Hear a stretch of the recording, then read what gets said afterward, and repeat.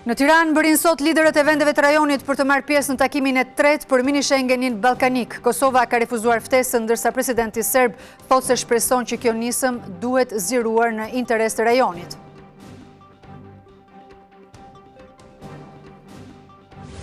Rindizet konflikti mes presidentit Meta dhe mazhorancës. Komisioni parlamentar për shkarkimin e kreut të shtetit kërkon dëshminë e kryetarit të Këshillit të Emërimeve në drejtësi, ndërsa të dyja palët do t'i drejtohen Komisionit të Venecias.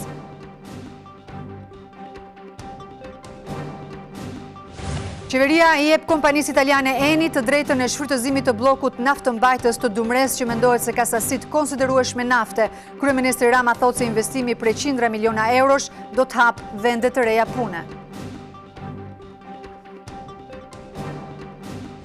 Republikanët dhe demokratët nuk bien dakord për pranimin ose jo të dëshmive në procesin e gjykimit të presidentit Trump. Shefi i Shtëpisë së Bardhë thotë se dëshmitë do të zgjasin procesin, duke ndikuar negativisht në fushatën presidenciale. Krishtlindje do t'jenë pa dëbor këtë vit. Sinoptikanët parashikojnë reshje dëbore vetëm në zonat e thella malore, ndërsa në pjesën më të madhe të vendit do të ketë reshje shiu deri të martën e ardhshme.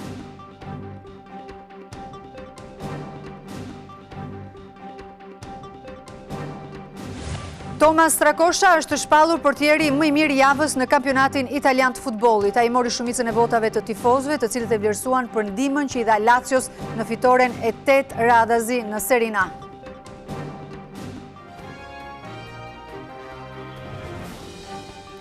Ju përshëndes, mirë se vini në TV Klan. Ky është edicioni Lajmeve të orës 15:30. Do të njemi me informacionet më kryesore deri në këto momente. Komisioni hetimor parlamentar që po heton dekretet e presidentit ka vendosur të drejtohet Komisionit të Venecias për sa i përket çështjes së zgjedhjes së anëtarëve të gjykatës kushtetuese. Sa kaq, edhe presidenca tha se do të drejtohet Venecias për të njëjtën çështje. Konflikti i lën pas krave për shkak të tërmetit të 26 nëntorit mes presidencës dhe mazhorancës është rindezur sërish. Komisioni hetimor për shkarkimin e presidentit Meta vendosi të i drejtohet Komisionit të Venecias për procedurën e përzgjedhjes së anëtarëve të gjykatës kushtetuese. Klotilda Bushka njohu komisionin me 5 pyetje drejtuar këtij institucioni. Mundet presidenti të mos organizojë ceremoninë e betimit emrimi një gjyqtari kushtetues te afatit për ekskluziv 30 ditor, ai cënon parimin e gjykatës së krijuar me ligj. Në rast se presidenti nuk organizon ceremoninë e betimit të gjyqtarit kushtetues, çfarë mekanizmi mund të përdoret? A është betimi me shkrim një formë për të plotësuar kushtin e betimit?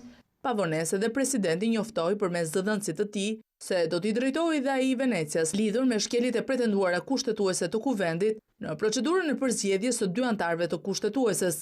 Anëtarët socialistë të komisionit votuan për të shtuar si objekt të hetimit, që do të zgjasë edhe për 4 muaj të tjerë, edhe këtë çështje, dhe vendosën të thrasin dhe kreun e Këshillit të Emërimeve në drejtësi, Ardian Dvoranin, por opozita votoi kundër. Mund t'jemi dakord me ju sa herë një djalë ju ka dalë nga vatha. Presidenca i cilësoi veprimet e komisionit si solidaritet të shumicës për të marrë në mbrojtje përgjegjësitë penale të Dvoranit. Zëdhënësi i kreut të shtetit thotë se kjo vërteton që krimet e Dvoranit janë kryer në bashkëpunim. Presidenti i Republikës Zoti Ilir Meta dhe kreu i kuvendit Gramoz Ruçi janë përballur në një tryezë për lirinë e fjalës, ku kanë shprehur qëndrime të ndryshme sa i përket kësaj çështje. Ndërkohë, i ngarkuari me punë në ambasadën amerikane, Daniel Koski, tha se duhet kujdes për të garantuar lirinë e shprehjes për gjithë secilin. Debati për lirinë e shprehjes ka përplasur presidentin e Republikës Ilir Meta me kryetarin e kuvendit Gramoz Ruçi. Një konferencë organizuar nga avokati i popullit Meta përshkroi të rënd situatën me lirinë e shprehjes në vend. Liria e medias në vendin tonë është përkeqësuar. Mjedisi dhe kushtet e punës së gazetarëve gjithashtu. Pas shumë viteve gazetarët janë rikthyer protestave në mbrojtje të lirisë së shprehjes, ndërsa numri i reporterëve që janë të detyruar të largohen është të rritur. Por kreu i kuvendit e vuri theksin tek mbrojtja e lirisë së çdo qytetari. Rregullimet ligjore të nevojshme nuk presupozojnë domosdoshmërinë zgjerimin e rrezës së shtetit demokratik, por forcën e tij për të garantuar mbrojtjen e dinjitetit, lirive të qytetarëve. Liria e medias nuk mund të zhvillohet jashtë etikës së saj. Në këtë debat ka ndërhyrë i ngarkuari me punë i ambasadës amerikane në Tiranë Daniel Koski, sipas së cilit më rëndësi ka e drejta e çdo qytetari për t'u shprehur. Ne Amerikanët mbrojmë fjalët kritike, të çuditshme dhe fyese, sepse toleranca është shenjë forcës sonë. Duke lejuar fjalën fyese përveç rasteve ekstreme, ne ngulim këmbë që shoqëria jonë të mos jetojë në frikën e fjalëve. Ndërsa avokatja e popullit Erina Ballanca shprehu rezerva për paketën antishpifje. Mungesa ose debati që u ngrit në lidhje me çështjen e fjalës së lirë na tregoi se pavarësisht qëndrimeve lidhje me paketën tashmë të miratuar, të gjithë mendojnë se ka ende vend për përmirësim dhe përmirësim të rëndësishëm. Debatet për lirinë e shprehjes nisën me propozimin dhe më pas miratimin e paketës antishpifje. Majoranca bëri një sër ndryshimesh në draft, por disa shoqata të gazetarëve fillojnë ta kundërshtojnë. Demokratët do të prezantojnë platformën e tyre për kodin zgjedhor në fillim të janarit dhe kërkojnë edhe konsensusin e majorancës. Erdë Bylykbashi shpret besim plot se nëse majoranca do të ketë vullnet, do të vulloset një standard i gjithë pranuar nga palët. Sa i përket sistemit, ai thotë se nuk është në rekomandimet e OSBE-dir, por nuk është çështje tabu. E cilësuar si një ndër kushtet e vendosura nga faktori ndërkombëtar për të ardhmen europiane të Shqipërisë, reforma zgjedhore duhet të marrë konsensusin e të gjitha palëve. Majoranca i ka tashmë propozimet e saj, ndërsa opozita pritet ta bëjë publik draftin e ekspertëve në fillim të janarit. Ish-bashkryetari i Komisionit Reformës Elektorale Erdë Bylykbashi shpreson se mund të shkohet me një projekt konsensual nëse ekziston vullneti i shumicës. Nëse majoranca do të kishte gatishmërinë që të pranonte një mekanizëm i cili do të jepte legitimitetin politik që i mungon atij parlamenti, ne do të kishim të mundur që të kishim një produkt konsensual në kohë të shkurtër për të arritur atë që është reformë zgjedhore gjithëpërfshirëse dhe konsensuale e testuar në një palësjellje. Plotësimi i rekomandimeve të OSBE-dirit janë edhe çështjet që sipas Bylykbashit duhet të gjejnë reflektim në dokumentin final. Ai shkon më tej kur i referohet edhe ngritjes së SPAK-ut, teksa shprehet se do duhet të trajtojë si korrupsion krimin elektoral. Është një detyrim dhe një barre rënd që bie mbi këtë strukturë për treguar nëse është jashtë kapjes politike, të asaj politike qeveritare që ka çuar në përfshirjen e krimit të organizuar në fenomenin masiv të shitblerjes votës. Por është e hapur Partia Demokratike për ndryshimin e sistemit, për të cilin majoranca ka bërë tashmë propozimet e saj. Partia Demokratike ka treguar që gjatë kohës që ne kemi qenë në Komisionin e Reformës, kur kemi thënë që çështja e sistemit do të jetë pjesë e diskutimit si sistemi majoritar, edhe sistemi më proporcional i mundshëm, pra ai me listë hapur kombëtare, do të dështonte nëse nuk garantojmë kushtet për zgjedhjet lira të ndershme. I pyetur në lidhje me nismën e socialistëve për të ndryshuar procedurën e betimit të përfaqësuesve të sistemit të drejtësisë, Bylykbashi e cilëson atë në shkelje të hapur me ligjin themeltar të shtetit. Antikushtetuese. Gjykata kushtetuese ka vendosur më herët shumë qartë që ajo që i jepet organeve kushtetuese nga kushtetuta nuk mund as të paksohet, as të ndryshohet, as të shtohet me ligje. Gjykata kushtetuese ka qenë e qartë për këtë duke filluar paktën që nga viti 2002. E vetmja rrugë për të kufizuar kompetencat e presidentit, sipas Bylykbashit, është ajo që kalon përmes ndryshimit të kushtetutës. Kreu i sapo zgjedhur i prokurorisë speciale antikorrupsion Arben Kraja është prezantuar para prokurorëve. Ai tha se do të krijojë një skuadër të fortë prokurorësh dhe se tashmë është momenti të nisë puna. Kreu i sapo zgjedhur i prokurorisë së posaçme antikorrupsion Arben Kraja është prezantuar zyrtarisht përpara anëtarëve të këtij institucioni. Ai premtoi se do të krijojë një skuadër të fortë dhe se tashmë është koha e punës dhe jo e fjalëve. Tash koha është për punë, nuk është për llafe. Kemi shumë punë për bërë. Bëjmë një skuadër shumë të fortë, e cila do ta drejtojë me plot kompetencë këtë institucion. Në prezantim ishte edhe kreu i Këshillit të Lartë të Prokurorisë Gent Ibrahimi që paralajmëroi një punë intensive të SPAK-ut që në muajt e parë të 2020-s. Prokurorët e SPAK-ut fillojnë sot detyrën. Zoti Kraja është në krye të detyrës dhe të gjithë mund të shkojmë të festojmë të qetë festat me vetdijen që fillim viti do të jetë intensiv. Edhe pse 8 prokurorët e SPAK janë betuar në presidencë dhe tashmë kanë nisur punën, shumë procese gjyqësore nuk po zhvillohen. Më shumë se 160 dosje që janë transferuar nga krimet e rënda tek SPAK ende nuk kanë përfunduar në duart e prokurorëve special pasi pritet hedhja e shortit. Yuri Kim është tashmë ambasadori i Shteteve të Bashkuara të Amerikës në Shqipëri. Diplomatja ka marrë mbrëmjen e djeshme dritën jeshile dhe nga Senati Amerikan. Fillimisht ajo u aprovua nga Komisioni i Jashtëm dhe tashmë është zyrtarizuar nga përfaqësuesit e Senatit. Gjatë parashtrimit të objektivave në tetor, ajo ka theksuar se do të inkurajonte zbatimin e plotë të reformës në drejtësi dhe do të nxiste liderët politik për të zgjidhur krizën politike në vend. Yuri Kim është gruaja e parë koreano-amerikane që përfaqëson Shtetet e Bashkuara në postin e një ambasadori. Ajo pason në këtë detyrë Donald Lu.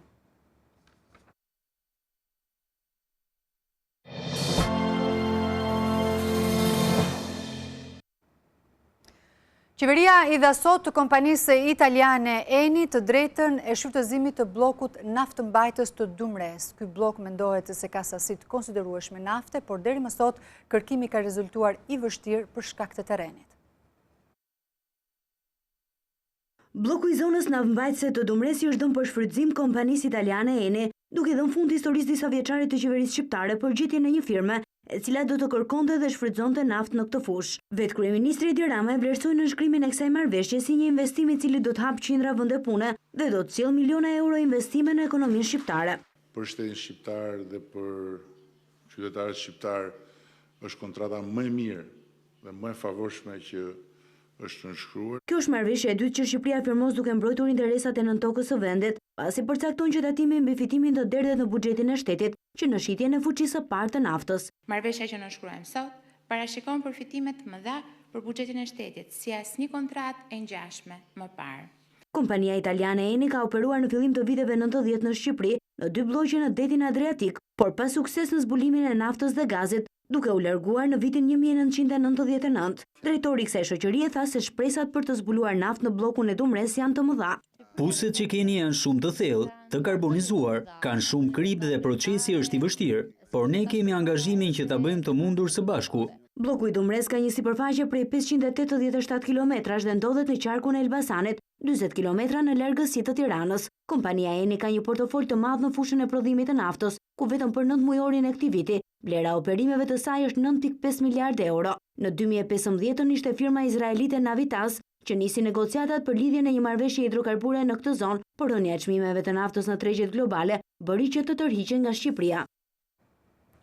Fluturimet në aeroportin e Vlorës pritet të nisin pas 3 vitesh, ndërsa Agjencia e Prokurimit Publik ka hapur zyrtarisht garën me kriter kryesor afatin e punimeve, eksperiencën dhe modelin financiar që do të propozohet.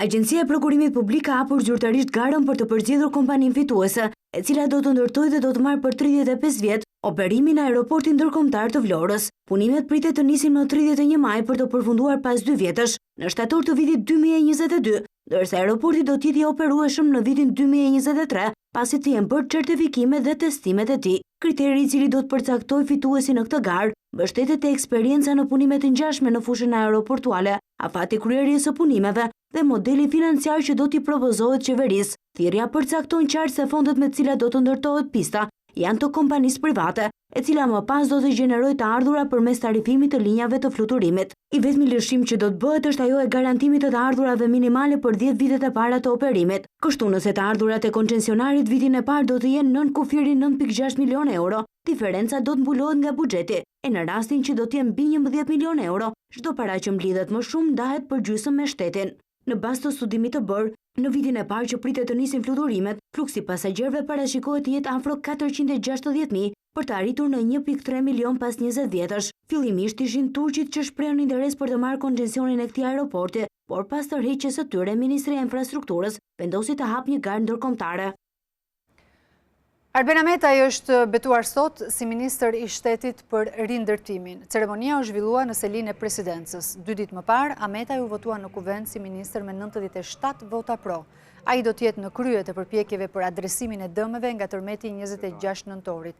Ministri do të merret me koordinimin e të gjitha institucioneve vendase dhe ndërkombëtare që lidhen me programin e rindërtimit. Gjatë takimeve me përfaqësues të biznesit të vogël në Tiranë, ish deputetja e Partisë Demokratike Jurita Tabaku tha se buxheti i vitit 2020 rëndon me taksa këtë kategori duke e çuar drejt falimentit. Teksa qeveria miratoi në parlament buxhetin për vitin 2020, demokratët kanë zbritur në terren 10 grupe pune për të konsultuar me biznesin, në funksion të programit ekonomik që do të paraqesi në fillim të muajit janar. Ta bizneset e vogla i kanë futur në atë kategori që nuk kanë punë. Në njësinë administrative numër 10 në kryeqytet, antarja e kryesisë, ish deputetja Jorida Tabaku, tha se shqetësimi kryesor për biznesin janë taksat e larta dhe rënja e konsumit. Buxheti i ri dënon në fakt një pjesë madhe të bizneseve duke vendosur sistemin e kasave fiskale, por nga ana tjetër nuk ofron asnjë shërbim. 1200 euro shtesë në vit do të jetë gjoba ose fatura ndaj këtyre bizneseve. Tabaku tha se ekonomia shqiptare po kalon një dimër të madh dhe se përmes ofertës së Partisë Demokratike synohet rimëkëmbja e saj. Për bizneset e vogla kemi 1.5% e xhiros dhe vendosja e pullës fiskale që mos të bezdisin tatimorët këto lloj biznesesh. Po ajo që ka rëndësi në këtë rast është dhënia fryme ekonomisë, rritja e konsumit, sepse problemi kryesor që këto biznese kanë është konsumi. Demokratët propozojnë vendosjen e taksës së sheshtë në nivelin 9%. Për të nxitur biznesin, propozohet të formalizohet rritja e nivelit të xhiros për biznesin e vogël nga 2 milion në 14 milion lek, si dhe rregullimi me ligj sjelljes së tatimorëve.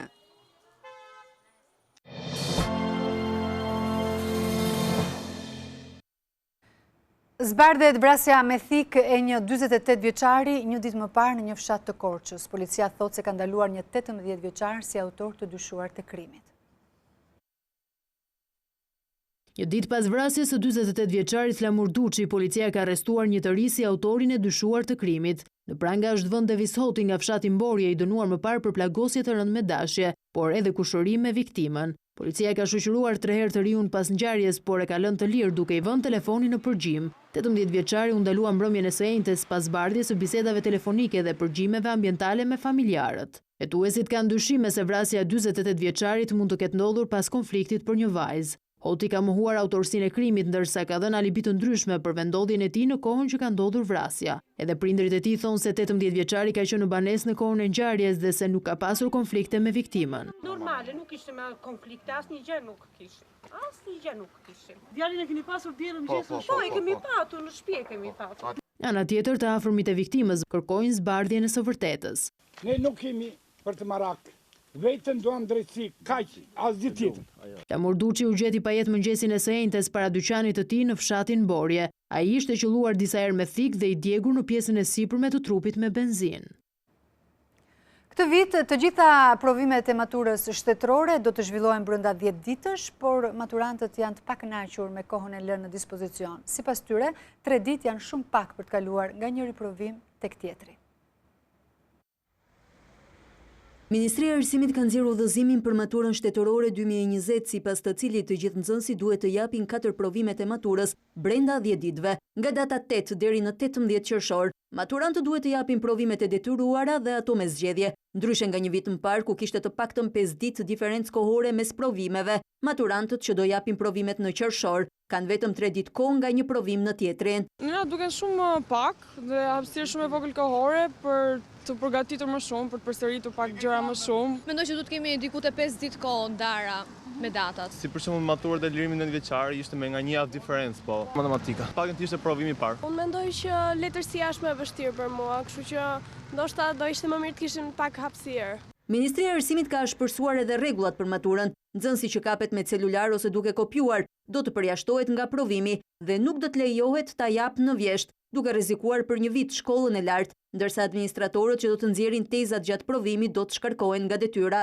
Sipas urdhrit të Ministrisë së Arsimit, maturanti nuk mund të kërkojë rivlerësim të testit nëse ai nuk është dakord me pikët dhe notën e marrë. tvklan.al Webi më i klikuar ndër të gjithë televizionet mbar shqiptare. Lajmi i fundit, gjithçka ndodh në vend, rajon dhe botë. I gjeni në kohë reale në tvklan.al. Informohu në lëvizje vetëm me një klikim në celularin tuaj, edhe në aplikacionin tvklan.al. Video dhe lajme për çdo emision, dhe të rejat apo sinopse të serialeve tona, vetëm në tvklan.al. Besueshmëri, shpejtësi, cilësi dhe interaktivitet. Klan, televizioni mbar shqiptar më i ndjekur. Në Tiranë bërin sot liderët e vendeve të rajonit që do të marrin pjesë në takimin e tretë për nismën e ashtu quajtur mini Schengeni ballkanik. Pritet që në këtë samit të marrin pjesë presidenti serb Aleksandar Vučić, kryeministri i Maqedonisë së Veriut Zoran Zaev dhe presidenti malazez Milo Đukanović, ndërsa do të mungoj Kosova. Presidenti Thaçi tha se nuk do të marrë pjesë pasi Beogradi nuk e njeh Kosovën dhe se po punon kundër interesave të saj. Kryeministri Rama shprehur më herët se mos pjesëmarrja e Kosovës është vetë izolim dhe vetë përjashtim. Ndryshe nga dy takimet e tjera në Novi Sad dhe në Ohër, në Tiranë samiti do t'i bashkohen edhe përfaqësues të Shteteve të Bashkuara dhe Bashkimit Evropian. Pjesëmarrësit e samitit do të shohin edhe zonën e prekur nga tërmeti në Durrës. Por paranisjes në Tiranë, presidenti i Serbisë Aleksandar Vučić u shpreh besim plot se mini Schengeni do të japë rezultate pozitive me shpresën e zgjerimit. Ai tha se ky projekt nuk është politik, por ekonomik që synon lëvizjen e lirë të mallrave dhe të njerëzve. Ndjekim Idroseferi. Presidenti i Serbisë Aleksandar Vučić ka thënë se është i lumtur që në takimin e ardhshëm të mini Schengenit do të ketë edhe përfaqësues të lartë ndërkombëtar. Vučić tha se shpreson që kjo nismë të zgjerohet. Jam i kënaqur që presidenti Malit Zi do të vijë në Tiranë. Dua të besoj që në të ardhmen ka mundësi që kjo lidhje e tre vendeve, Serbisë, Shqipërisë dhe Maqedonisë së Veriut, jo një union politik, por para së gjithash në ekonomi dhe tregti, në mbështetje të qytetarëve dhe të lirisë së lëvizjes, të zgjerohet. Vučić tha se Serbia nuk përzihet se si formohet qeveria e Kosovës, por nëse hiqet taksa, atëherë do të vazhdojë dialogu. U përgjigje dhe për deklarimet e tij për masakrën e Reçakut në Kosovë. Këtu nuk bëhet fjalë për Reçakun për vrasjen e 10 apo qindra njerëzve. Është fjala për rreth 40 njerëz për të cilët për një pjesë ne themi që kanë qenë pjesëtar të UÇK-s dhe ata jo. Shtypi serbi ka kushtuar rëndësi takimeve në Tiranë. Agenda thot se Vučić do të vizitojë Durrësin me liderët e tjerë për të parë pasojat e tërmetit. Kurse përveç protestave kundër Vučić, gazetarët e shumë serbë raportojnë edhe për jetën jashtë politikës. Këto janë pamje të agjencisë serbe që Tiranën e quan një qytet që tërësisht dhe në çdo rrugë ndriçon për festat e fundvitit. Idroseferi, TV Klan Beograd. Për këtë çështje ne do të lidhemi në këtë moment drejt për drejt me gazetaren Elia Zotka. Elia, të përshëndes, kush janë liderët që do të marrin pjesë në këtë samit dhe cilat janë çështjet që do të diskutohen? Atëra Njola, vetëm pak minuta më parë kam pritur këtu në Hotel Rogner dhe ku do të zhvillohet dhe samiti i Tiranës, Aleksandar Vučić, presidenti i Serbisë. Ndërkohë pritet pas pak momentesh të mbri edhe kryeministri i Maqedonisë së Veriut, Zoran Zaev. Ndërkohë nesër ka konfirmuar pjesëmarrjen e tij edhe presidenti i Malit Zi Đukanović. Ndërkohë, siç është bërë e njohur tashmë, nuk ka pranuar të bëhet pjesë e këtij samiti kryeministri i Kosovës, presidenti i Kosovës Hashim Thaçi. Sipas tij, sa kohë që Serbia nuk e njeh Kosovën, atëherë ajo nuk është për një bashkëpunim rajonal dhe për fqinjësi të mirë. Dhe për këtë arsye ka refuzuar, ashtu si dhe në takimin e Novi Sadit dhe në takimin e Ohrit, të bëhet pjesë e këtij samiti. Sigurisht çështjet janë ato që janë diskutuar dhe në dy takime të mëparshme, që nga bashkëpunimi ekonomik, bashkëpunimi tregtar, po sigurisht ajo që është në fokus është lëvizja e lirë dhe për këtë arsye ky quhet edhe samiti i mini Schengenit, pasi do të synohet të ndiqet një model i ngjashëm me Schengenin evropian dhe të funksionojë edhe në vendet e Ballkanit perëndimor. Faleminderit Elia për raportimin.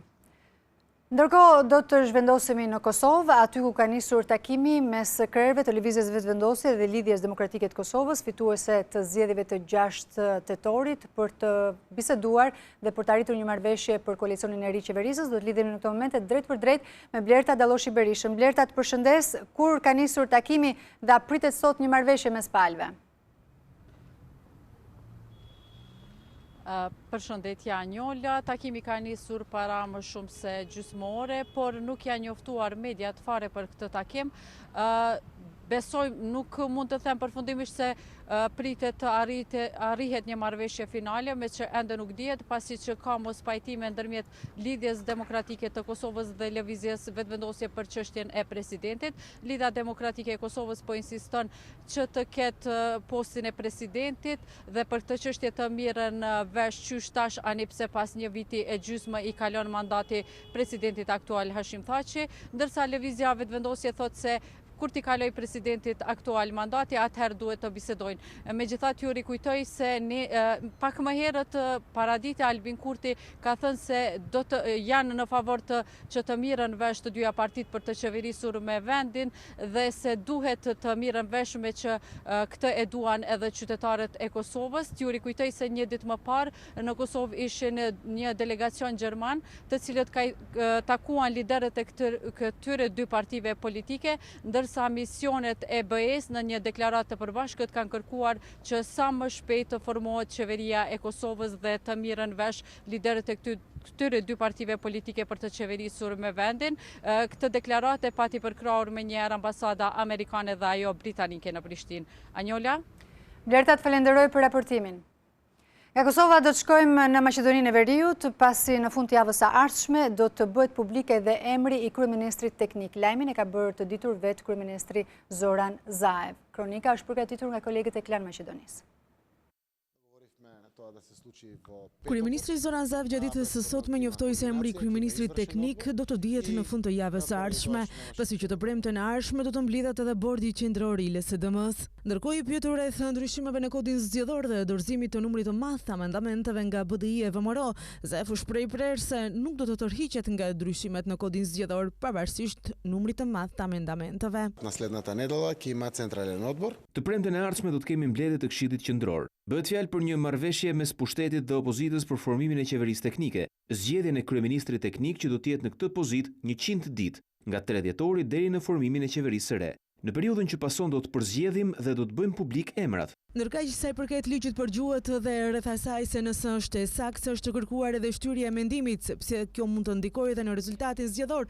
Zaev njoftoi se qeveria asnjëherë nuk ka kërkuar shtyrje të publikimit të mendimit të Komisionit të Venecias për ligjin për përdorimin e gjuhëve.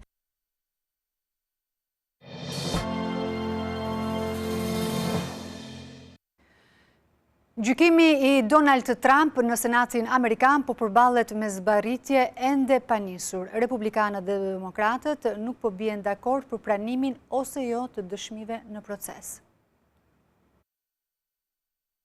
Ende pa nisur, gjykimi i presidentit Trump në Senatin Amerikan po përballet me zvarritje. Republikanët dhe demokratët nuk bien dakord për mënyrën e hetimit penal. Kreu i republikanëve në Senat Mitch McConnell kërkoi procedurë të përshpejtuar gjykimi pa dëshmitar, një mundësi që ja lejon kushtetuta, por për demokratët një proces i tillë ngret dyshime për ndershmërinë e gjykimit. Ndaj dhe drejtuesja demokrate e dhomës së ulët Kongresit Nancy Pelosi tha se nuk do të dërgojë dosjen me akuza në Senat deri kur republikanët të pranojnë dëshmitar gjatë gjykimit, të cilët garantojnë proces të ndershëm.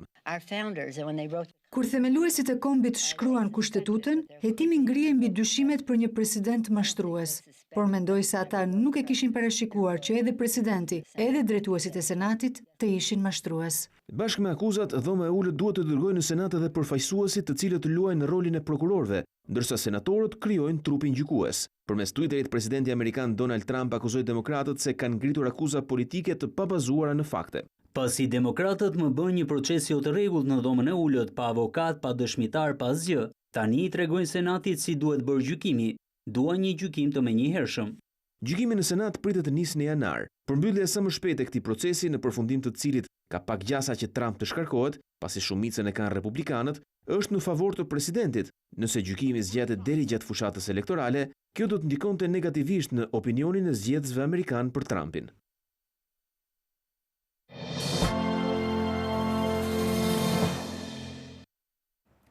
Krishtlindjet do të jenë pa dëbor këtë vit, sinoptikanët parashikojnë rreshje bore vetëm në zonat e thella malore, ndërkohë që në pjesën tjetër të vendit do të ketë rreshje shiu deri të martën e ardhshme. Në planet e fundjavës, çadra duhet të jetë e përfshirë me patjetër. Sipas sinoptikanëve, rreshjet e shiut do të vijojnë deri të hënën, edhe pse temperaturat do të jenë të larta. Deri në datën 23 do të paraqitet kryesisht me rreshje shiu i gjithë territorit dhe vetëm në zonat e thella malore do të kemi rreshje të pakta të bore, duke qenë se temperaturat edhe gjatë kësaj fundjavë do të mbeten në vlera thuajse të larta, pasi në zonat malore parashikohet 0 deri në 1 gradë Celsius, ndërsa vlerat maksimale do të jenë deri në 16-17 gradë Celsius. Në prag të krishtlindjes moti kthjellohet, por temperaturat pësojnë ulje. Dita e martë do të sjellë përmirësim të motit, duke rikthyer kthjellimet në të gjithë vendin, kështu që do të bëjë që edhe krishtlindjet të jenë me mot të kthjellët, por do të kemi rënje të temperaturave, pasi do të shënojnë deri në 3-4 gradë nën zero, -3, -4 në zonat malore mëngjesi, ndërsa mesdita parashikohet që të jetë jo më shumë se 13-14 gradë Celsius. Viti 2019 konsiderohet nga më të nxehtët, përfshirë edhe muajin dhjetor, gjatë të cilit janë shënuar vlera deri në 20 gradë Celsius, as pak të zakonta për një stin dimri.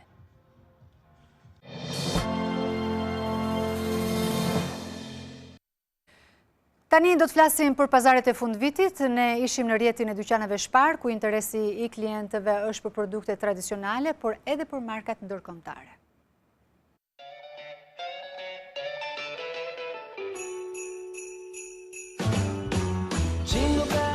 Në këto ditë të fundit të dhjetorit, atmosfera festive po ndihet kudo në qytet. Muzika e krishtlindjeve dhe dritat vezulluese krijojnë një ndjesi të mirë. Të gjithë mendojnë për dhuratat dhe si të zbukurojmë shtëpinë, por nuk duhet harruar një tryezë e shtruar siç duhet për të pritur një vit me begati. Shihet janë të ndryshme dhe këto ditë zgjedhjet janë të pafundme.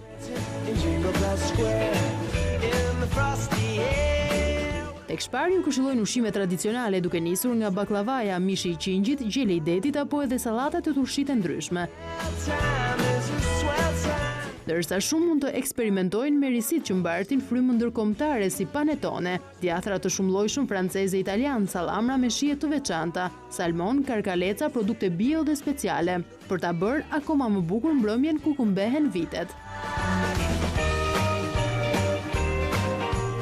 Shpar është përpjekur të shkrijë shijen e vjetër me kulinarin moderne, kur çdo kush gjen produktet e rralla dhe ato të preferuara. Oferta të panumërta dhe çmime si kur më parë në Shpar Albania, me dyqane të shpërndara në të gjithë vendin që të ndjehesh si në shtëpi. Mjafton të merrni karrocën dhe ta mbushni atë me çfarëdo lloj produkti, që do i bënte këto festa akoma dhe më të bukura.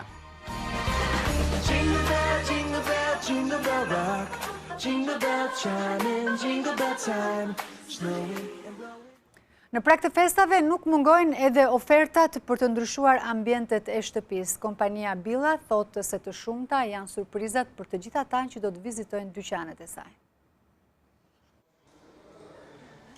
2500 familje që duan një ambient të ndryshe në banesat e tyre mund të përfitojnë nga surprizat që ofron kompania Billa këtë fundvit.